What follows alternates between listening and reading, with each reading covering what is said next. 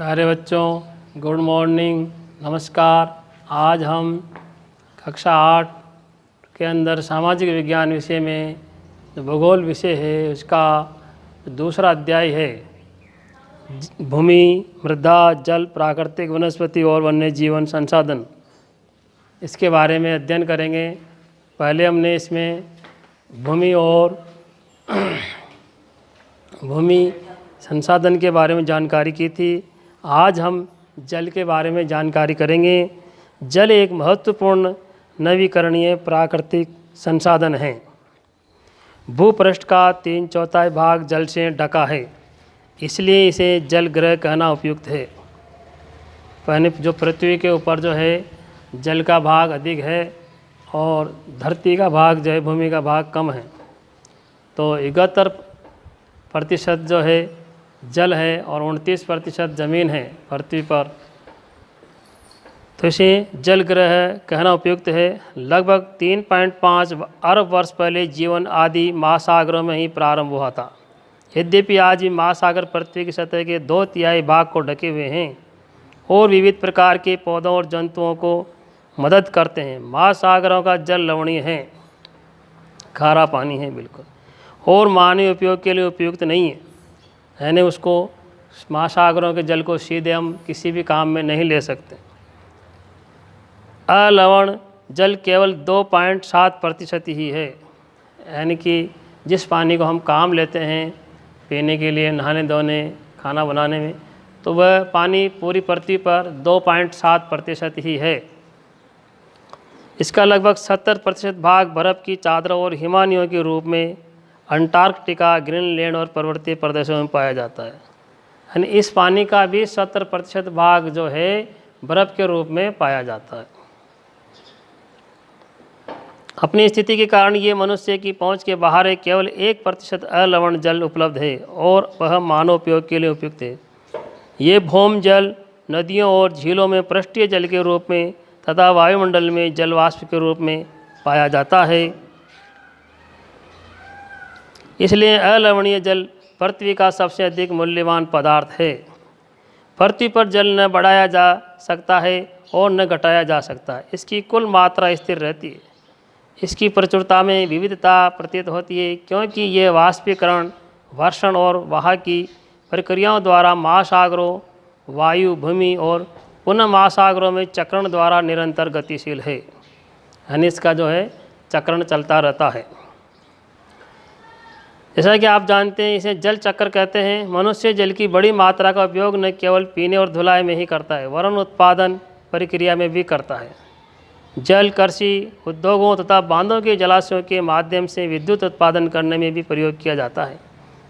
जल स्रोतों के सूखने अथवा जल प्रदूषण के कारण अलवणीय जल की आपूर्ति की कमी के मुख्य कारक बढ़ती जनसंख्या, भोजन और नकदी फसलों की बढ़ती मांग, बढ़ता नगरीकरण और बेहतर होता जीवन स्तर है। यानी इन सारी चीज़ों के कारण जल की कमी आ रही है। जल उपलब्धता की समस्या। विश्व के कई प्रदेशों में जल की कमी है। अधिकांश अफ्रीका, पश्चिमी एशिया, दक्षिणी एशिया, पश्चिमी संयुक्त राज्य अमेरिका के भाग, उत्तरी पश्चिमी मेक्सिको, दक्षिणी अमेरिका के भाग और संपूर्ण ऑस्ट्रेलिया अलवणीय जल की आपूर्ति की कमी का सामना कर रहे हैं। ये देश ऐसे जलवायु प्रदेशों में स्थित है जहां अक्सर सूखा पड़ता है। उनमें जलाभाव की अधिक समस्या बनी रहती है। इस प्रकार जल का अभाव मौसमी अथवा वार्षिक वर्षण में विविधता के परिणाम स्वरूप हो सकता है, अथवा अति उपयोग और जल स्रोतों के संदूषण के कारण भी जल का अभाव हो सकता है। जल संसाधनों का संरक्षण। आज के विश्व में शुद्ध तथा पर्याप्त जल स्रोतों तक पहुंचना एक बड़ी समस्या बन गई है। इस क्षीण होते हुए संसाधन के संरक्षण के लिए कदम उठाने चाहिए।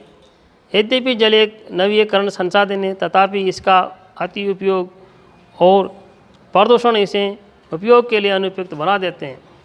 अशोधित या आंशिक रूप से शोधित वाहित मल, कृषि रसायनों का विसर्जन और जल निकाय में औद्योगिक बहिस्त्राव जल के प्रमुख संदूषक हैं। इनमें शामिल नाइट्रेट धातुएं और पीड़कनाशी जल को प्रदूषित कर देते हैं। इनमें से अधिकांश रसायन अजैव निम्नकरणीय होने के कारण जल द्वारा मानव शरीर में पहुंच जाते हैं। इन प्रदूषकों को जल निकायों में छोड़ने से पूर्व बहिस्त्रावों को उपयुक्त विधि से शोधित करके जल प्रदूषण नियंत्रित किया जा सकता है। वन और वन्य वनस्पति आवरण धरातलीय प्रवाह को मंद करते हैं और भूमिगत जल को पुनः पूरित करते हैं। जो जंगल है, वनस्पति है, ये जो है पानी को रोक करके जल की पूर्ति करते हैं धीरे धीरे।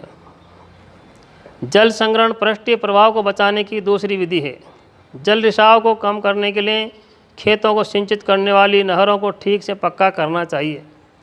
रिसाव और वाष्पीकरण से होने वाली जल शक्ति को रोकने के लिए क्षेत्र के स्प्रिंकलरों से सिंचाई करना अधिक प्रभावी विधि है। वाष्पीकरण की अधिक दर वाले शुष्क प्रदेशों में सिंचाई की ड्रिप अथवा टपकन विधि बहुत उपयोगी होती है। सिंचाई की इन विधियों को अपनाकर बहुमूल्य जल संसाधन को संरक्षित किया जा सकता है। प्राकृतिक वनस्पति और वन्य जीवन। स्कूल के बच्चे हस्तशिल्प प्रदर्शनी में घूम रहे थे। प्रदर्शनी की वस्तुएं देश के भिन्न भिन्न भागों में एकत्रित की गई थी। मोना ने एक थैला हाथ में उठाया और उत्साह से कहा, यह एक सुंदर हैंड बैग है। अध्यापिका ने कहा, हाँ, यह जूट से बना है। क्या आप उन टोकरियों, दीप छत्रों और कुर्सियों को देखते हैं? वे बेंत और बांस की बनी हैं। भारत के पूर्वी और उत्तरी पूर्वी आंध्र प्रदेशों में बांस प्रचुर मात्रा में पैदा किया जाता है। जैसी रेशमी स्पार्क देखकर उत्साहित थी। ये खूबसूरत स्पार्क देखो, अध्यापिका ने स्पष्ट किया कि रेशम कीटों से प्राप्त किया जाता है जो शहतूत के पेड़ों पर पाले जाते हैं। बच्चे समझ गए कि पौधे हमें अनेक विभिन्न उत्पाद करते हैं जिनका उपयोग हम अपने दैनिक जीवन में करते हैं। प्राकृतिक वनस्पति और वन्य जीवन केवल स्थल मंडल, जल मंडल, वायुमंडल के बीच जुड़े एक संकरीय क्षेत्र में ही पाए जाते हैं जिसे हम जैव मंडल कहते हैं। जैव मंडल में सभी जीवित जातियां जीवित रहने के लिए एक दूसरे से परस्पर संबंधित और निर्भर रहती है। इस जीवन आधारित तंत्र को पारितंत्र कहते हैं। वनस्पति और वन्य जीवन बहुमूल्य संसाधन हैं। पौधे हमें इमारती लकड़ी देते हैं, प्राणियों को आश्रय देते हैं, ऑक्सीजन उत्पन्न करते हैं जिसमें हम सांस लेते हैं, फसलों को उगाने के लिए आवश्यक मृदा की सुरक्षा करते हैं, रक्षक मेखला के रूप में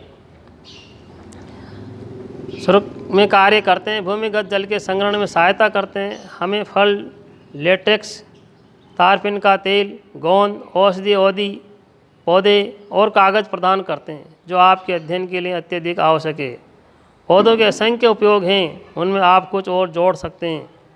वन्य जीवन के अंतर्गत जंतु, पक्षी, कीट एवं जलीय जीव रूप आते हैं।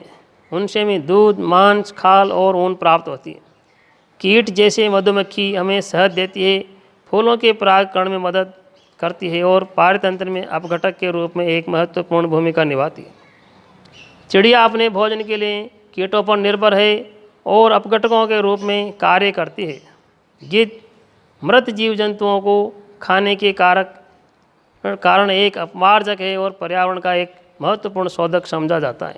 इसलिए प्राणी चाहे बड़े हो अथवा छोटे सभी पारितंत्र के संतुलन को बनाए रखने के लिए अनिवार्य है। तो इस प्रकार से पेड़ पौधों से हमें क्या लाभ हैं और जीव जंतु जो है किसमें किस प्रकार सहयोग करते हैं, आज हम जो है इस पाठ का ये भाग जो है यहाँ तक ही पढ़ेंगे। आगे दूसरा भाग हम आपके सामने जल्दी लेकर उपस्थित होंगे। तब तक के लिए नमस्कार।